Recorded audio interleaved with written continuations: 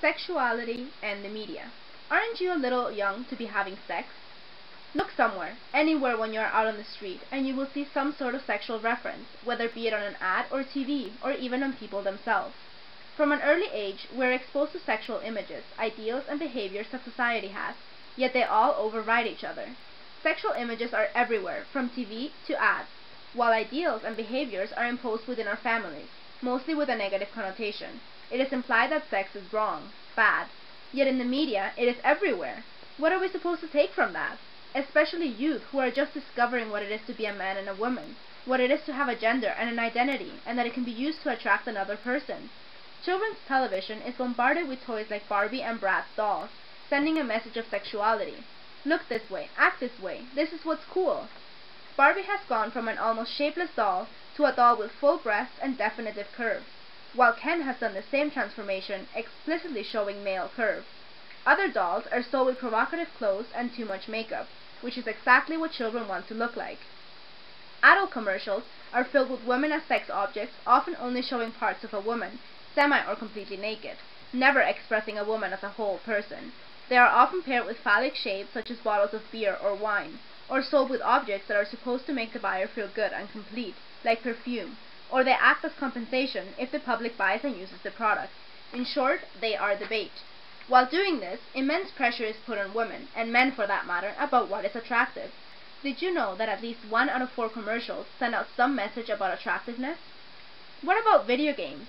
Children and adults are both exposed to these for long periods of time and get influenced a lot by them too.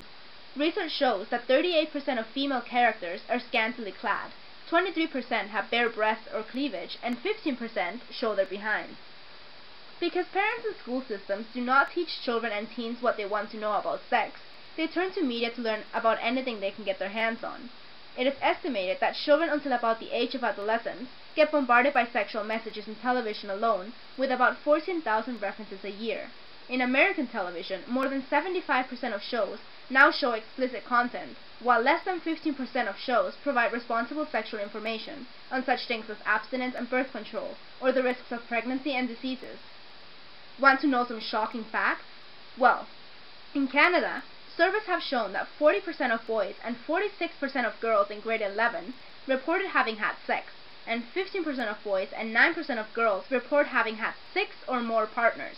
It has also been reported that on average, when youth watch a lot of sexual content, the time at which they have sex is lowered by a year, and making condoms available in schools is not a cause for youth having sex earlier. Families, peer, and media influence when youth will have sex, and all we can do is teach them the safe ways and provide them with the tools they need to protect themselves, because honestly, there is no such thing as abstinence anymore. Media needs to realize that the effects they have on teens and children is huge, and that they are a very helpful resource to help these children understand that there are ways to do it right if they are going to do it. They could help if only they would give out that accurate and useful information, because let's face it, 16 years old is way too early to be having sex, and worse, having to be responsible for another life other than their own.